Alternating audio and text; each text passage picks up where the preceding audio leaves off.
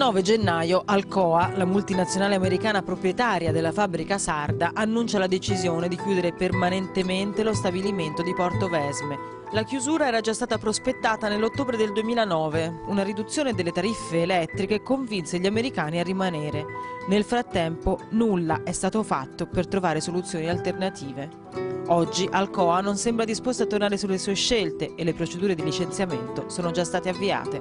Sono disoccupato, fra 70 giorni cosa posso fare? Non porterò il pane a casa. A questo punto mi rimane da chiedere se devo andare a rubare, non ho capito, per tenere la famiglia. Io ho 2 bambini piccolini.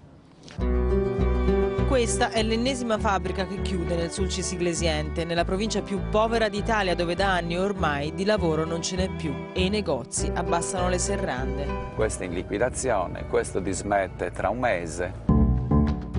Intanto, per provare a risolvere il problema, gli operai di Alcoa annunciano lotta. Non lasceremo niente e nulla di intentato. Riteniamo che il governo debba metterci una volta su per tutte le palle nei confronti di queste multinazionali, che davvero è impensabile che continuino a fare loro la politica dei governi dove operano.